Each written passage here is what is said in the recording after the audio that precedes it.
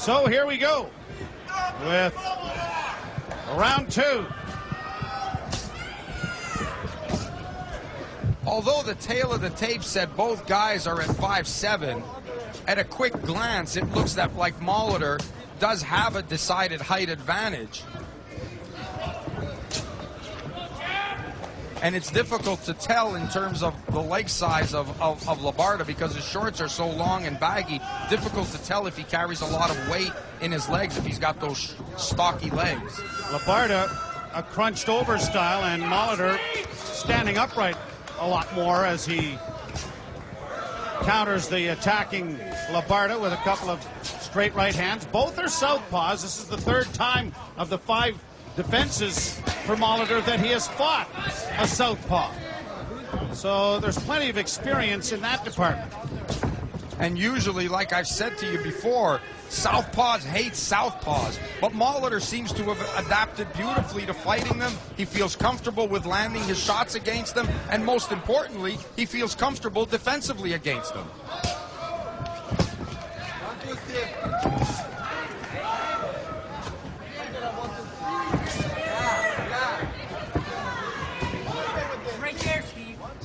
Both fighters really feeling the pace here a little bit, feeling each other out. There's a bit of a flurry from Steve Molitor that got the crowd into it. Overhand left that missed. And Molitor is so strong physically that now he can settle down a little bit. He doesn't need to be moving for no reason. Just move when you have to. And if you need to move an inch, you move an inch. You don't move 2. And then start putting Labarda on his heels a little bit. Like with shots like that. Strong left hook there to the side of Labarda. Minute to go in the round, round 2.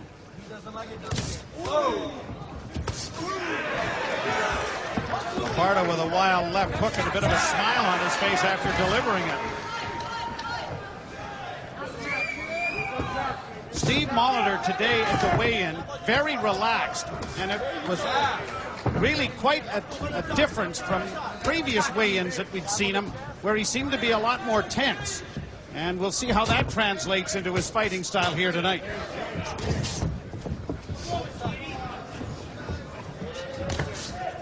There's where Molitor tried the sharp 1-2 with the left hand over the top, which just fell short.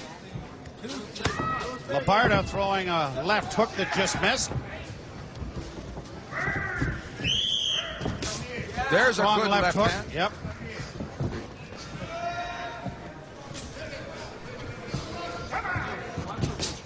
And there is the end of round 2.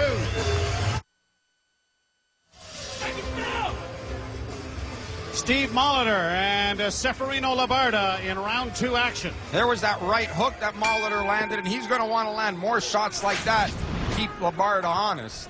Here we are in round 3. Scheduled for 12. IBF Junior Featherweight title out on the line, being defended by Steve Molitor for the 5th time.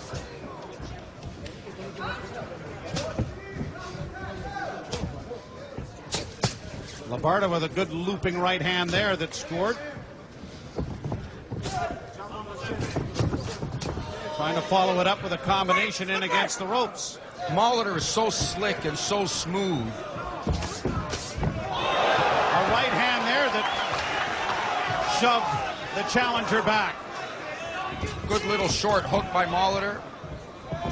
Molitor can afford to be moving this guy back. He's the bigger guy, he's the stronger guy. He's getting much better at infighting. A massive improvement since he's been champion. His ability to fight on the inside. And if there is a knock, it is that he's not been able to finish opponents. Takalani and Ngovu was the only one that he stopped of his title defenses. But he has dominated everybody he's fought, though. And I'm sure that he would like to add a notch to that belt in this department against his challenger here tonight in Labarda. Especially with what looms on the horizon for him.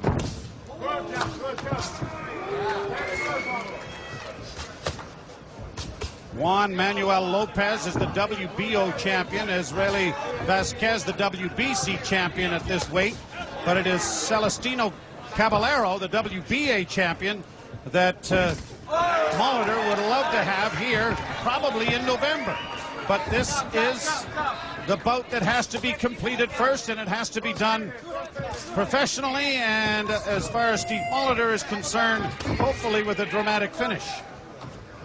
And Molitor landed a beautiful left hand that caught Labarda coming in.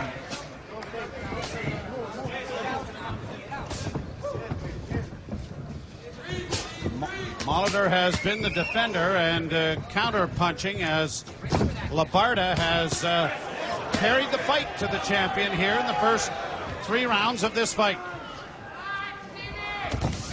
Good combination there from Steve Molitor.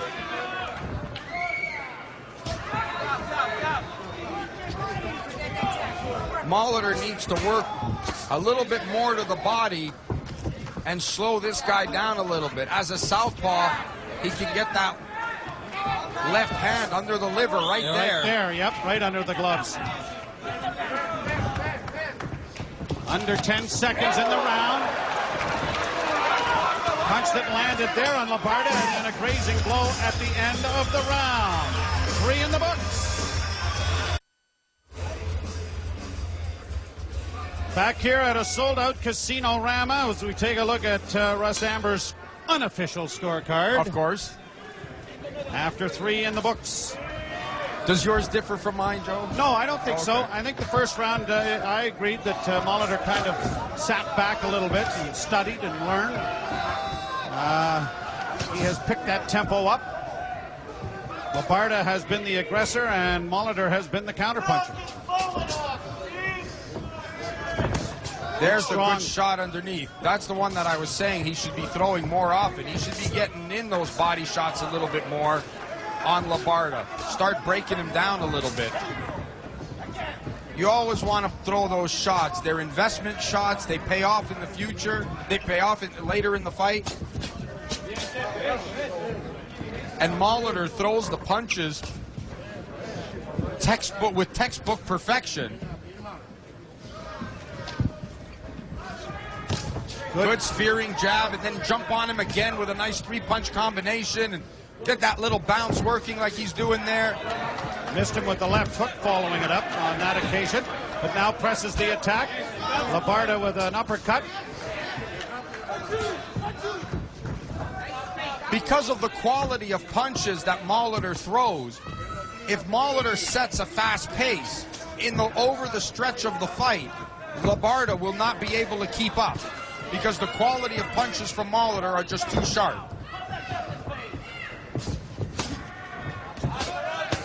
Couple of body blows there from Labarda. Molitor saw everyone coming. He picked everyone off. And the thing is, Molitor doesn't need to let Labarda just be banging away at his arms for no reason. Molitor should be coming back with 3-4 shots at a time, should be exploding with his speed, should be getting a second attack going on this guy, and then explode. Bang, bang, bang, bang. Good, quick shots.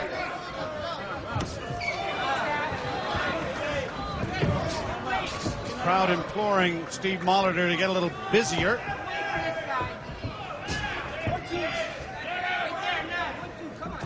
"40 seconds left in the round.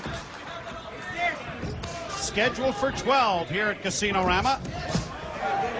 There's the combination punching from Molitor, and that's what he's got to do. Just put those combinations together. Labarda swinging him around from the corner. Referee Charlie Fitch of New York, the third man in the ring. Molitor should let his hands go quick and fast, explode, be dynamic with his shots, bounce in and out. 10 seconds left in the round.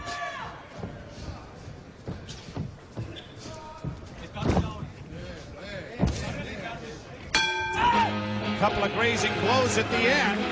4th round done here at Casino-Rama. Principles and practices. Write us at P.O. Box 9, Station O, Toronto, Ontario, M482M9.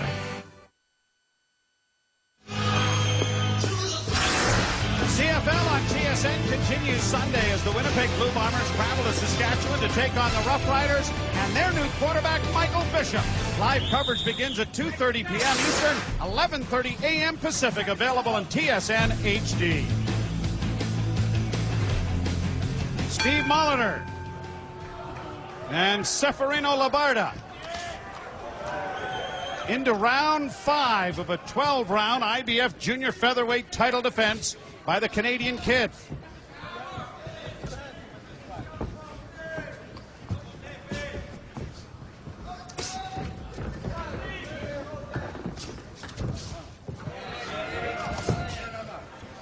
Molitor's got to be careful of not looking for that one shot at a time.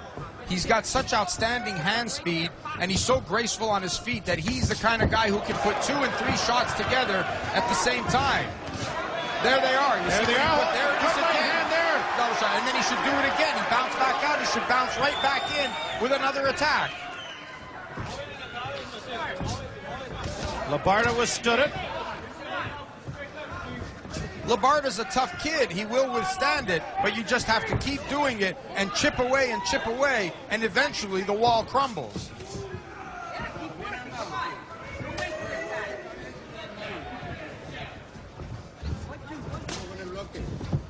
Minutes gone in round 5. Referee Fitch getting them apart. Uppercut there landed by Molitor. And then he should do it again before Labarda, who tried to counterattack right away. You catch him in the middle of that counterattack and he walks into something and it has double the impact. Coming and going. Right, left hook there by Molitor. Trying to follow it up. He may sense he has him in a little trouble here. This is where he can let his hands go in explosive fashion. He doesn't need to be looking for one shot. He needs to be doing overwhelming punches with speed and explosion. Just like that, and then he does it again. Molitor's corner is imploring him to use the uppercut here. Labarda misses with a wild left. Right now, it's not really a question of what punches Molitor uses, more of a question of how many he uses at one time. And that's the key, I think, if he's going to dominate this kid and show that he's got outstanding hand speed like he showed right there in throwing combinations. Now he's got him backed up against the ropes, and Labarda looks like he may be in a little trouble. He is, and he's breaking him down by throwing combinations. Molitor looking very fresh, and Labarda a little haggard here in round 5.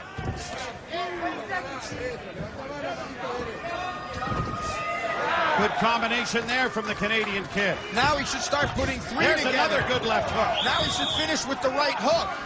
Should be 1, 2, and then 3 with the right hook. Seconds left in the round as Labarda pushes Molitor in against the ropes. And the bell will end round 5.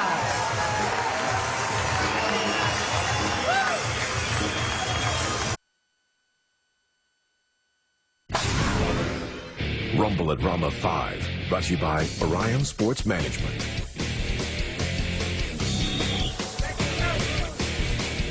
Pretty good combinations here from Steve Molitor. This is what I'm telling you about the hand speed and the combinations. That's what he needs to be throwing, is combination punches. Put 2 and 3 together at a time, and you'll break Labarda down. Round 6.